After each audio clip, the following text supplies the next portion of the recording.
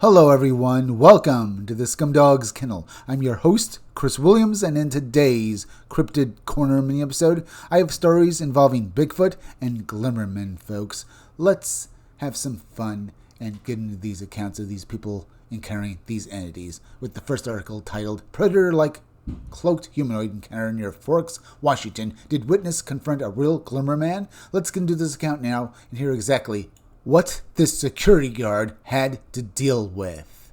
In early August 2016, a property guard patrolling a wooded tract already associated with danger and trespassing encountered something far stranger than any human intruder. What he saw above the ground near an alder grove was not solid flesh, but a humanoid distortion in the air itself, a partially formed figure that seemed to ripple like heat, shimmer, or active camouflage. What makes this report especially important is not only the visual description, but the immediate emotional effect. The witness was abruptly overcome by a deep primal dread, a pattern that appears again and again in reports involving cloaked, hazy, or semi-transparent humanoids. The question is whether this was a spirit of place, a Climmerman type entity, or something even harder to classify. Indeed, folks, could this have been some sort of regional spirit associated with the land, or was it something along the lines of something else entirely? Something so hard we don't even have a name for it, folks. Let's get into the actual stories now. We're going to read through and have some fun. Let's start now. Ben had been guarding a rural property that had become a magnet for trespassers and squatters, including drug users known for violent behavior. Because of the risk, he carried a rifle during his patrols and regularly moved through the heavy woods surrounding the site. One evening in early August 2016, while making his rounds, he felt a sudden and unusual urge to stop beneath a large old cedar tree. He sat down, his rifle and day pack sat against the trunk, and closed his eyes. Almost immediately, he slipped into an oddly peaceful state. The tension drained out of him. He later described it as calm, centered, almost zen-like, with a strong feeling that everything was somehow all right. That sense of calm did not last. Now, folks, I'm going to go out on a limb here and ask, was this zen-like focus, this meditative state, was it somehow caused by the entity, almost as a precursor for its appearance?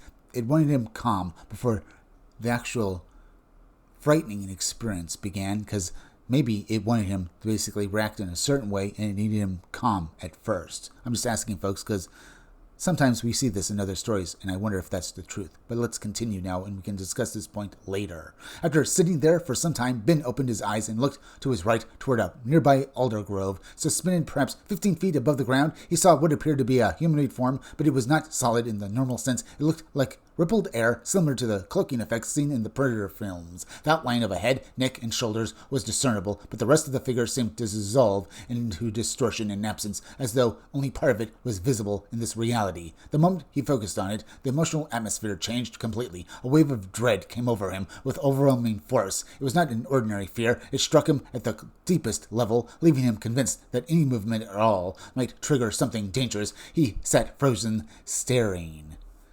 Indeed, folks, as I said, he was calm before, and I have to ask, as I pointed out, was this caused by the entity? It wanted him calm before it showed itself to frighten him, perhaps. Why? Maybe because it wanted to feed on him and his fear. It's an idea, but as I said, let's continue. Trying to force some rational control over the moment, he removed his glasses and wiped them on his shirt and put them back on. The figure remained exactly where it had been. At that point, Ben made a decision. He counted down silently from 5 to 0, then grabbed his rifle and gear and ran for home as fast as he could. Nothing followed him. Nothing appeared at the house, but the encounter stayed with him. Later, one friend describing the experience through a folkloric lens suggested that Ben may have encountered a first-weight, a guardian or territorial being attached to the land. Others advised that if the entity was tied to the location, he should return with an offering. Ben stayed away from the area for a time. Then in September 2016, he went back to the site to photograph the area and leave food and water as an offering. As he approached the cedar tree, again the dread returned, though it was not as crushing as it had been the first time. He did not see the cloaked figure again, but he strongly felt that its presence was still there. When he placed the offering down, the atmosphere shifted. He no longer felt threatened. He spoke aloud, explained that he was only trying to protect the property, and stating clearly that nothing was permitted to follow him home.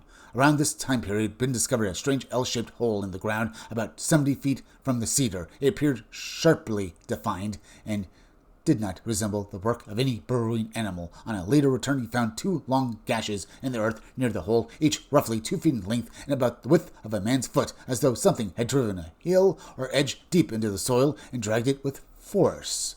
Could this have been some sort of message here, folks? Written in some sort of esoteric, bizarre language that we don't know about, folks? Or maybe this entity was uncovering something forbidden to find.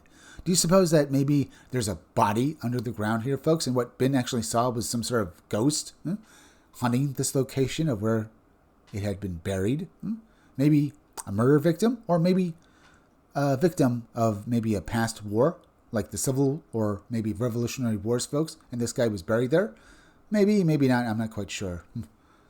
Either way, maybe there's a possibility, but let's read on. Whether these ground traces were connected to the original sighting remains unknown. But, taken together, the visual anomaly, the emotional pressure, the repeated sense of presence, and the subsequent physical irregularities suggest that Ben may have encountered something more than an ordinary misperception in the wilderness. What that presence is, we still have no idea, but here are some similar reports with similar details. The closest internal match I found is a Wells transparent humanoid case. In that account, a witness observed a heavily built, muscular figure whose upper body became transparent during repeated upward movements, allowing foliage to be seen through the torso, arms, and head. The witness also reported intense stare and deep unease. The case is one of the clearest internal parallels because it combines partial transparency, humanoid form, and psychological pressure. So very much like basically this particular story, folks, with this guy feeling fear. But here are a few more similar accounts. A second useful comparison is a Hardwick, New York, hazy humanoid report in which the witness described a dark, hazy, out-of-focus extra-dimensional man rather than a fully physical one. The report also included strong physiological and emotional after effects, including migraine-like pain, static in the head, detachment, and overwhelming fear that differs in morphology, but the distorted visual presentation along with mental and bodily reactions is a meaningful overlap.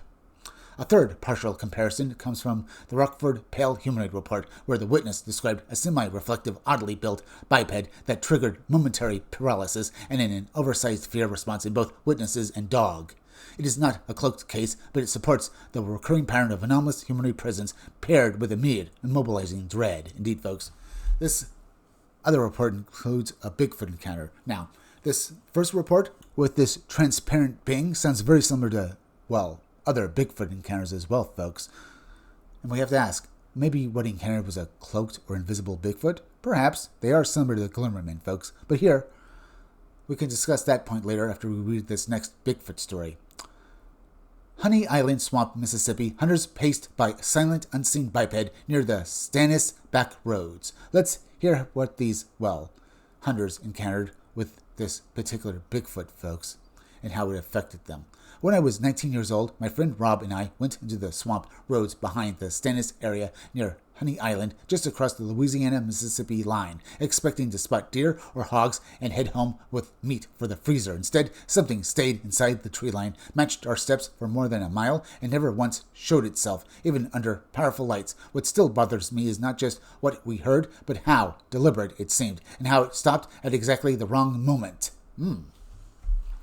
Let's read the actual story now, folks. My name is TF. I am 53 years old now, and I grew up hunting the swamps of Louisiana and fishing both inshore and offshore. Back when I was 19, a friend of mine named Rob and I used to go out at night shying deer and hogs. I know it was illegal, and I am not trying to dress it up as anything else, but back then it was a quick way to put meat in the freezer. And that is pretty good, folks. But apparently, basically, this routine, well, basically job turned into something else entirely. So let's get back to TF's story. One night we were hunting behind the Stannis Space Center area around the Honey Island swamp country just over the Mississippi state line. Our usual method was simple. We would park on the road and work the swamp edges on both sides, watching for deer or hogs crossing the roadway. That night we were in an old Pinto hatchback. We both had 12-gauge shotguns with large lights on our heads and mag lights taped to the shotgun barrels. We started walking down the road like we had done plenty of times before. Then, all at once, something began matching our steps from inside the swamp off the tree line. It did not crash around wildly. It did not stumble. It kept pace with us. Every time we moved, I heard it splash, splash, splash, splash, 2 feet, not 4, moving through the swamp water and muck. We kept shining our lights into the trees, trying to catch whatever was making the noise, but it stayed just inside the line where we could hear it and still not see it, even with the headlamps and the mag lights. It kept itself screened by the swamp growth.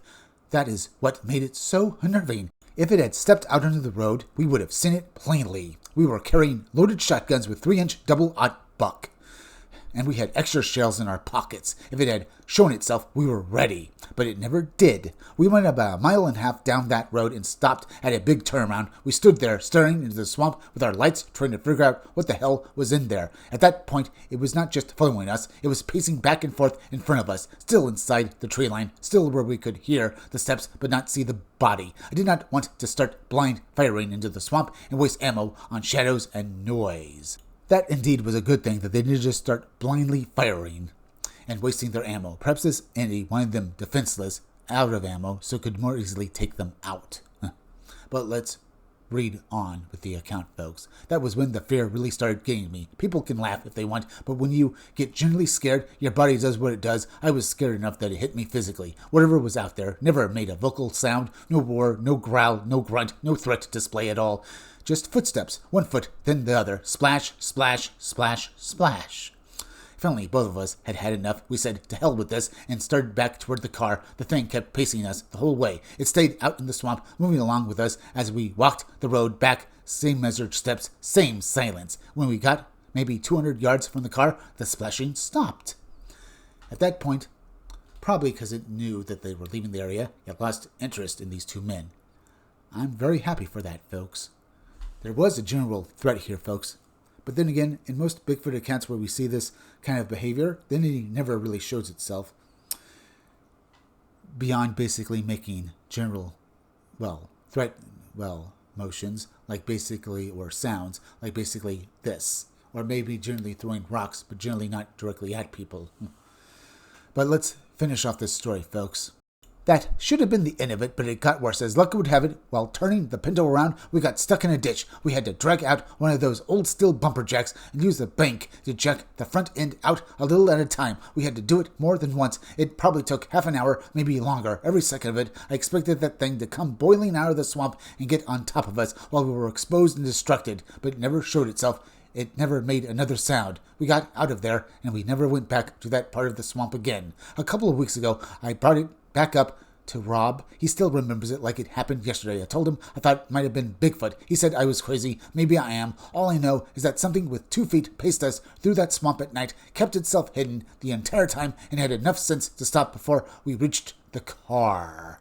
Indeed, folks, it does sound like basically other Bigfoot accounts we've read about before. Yeah.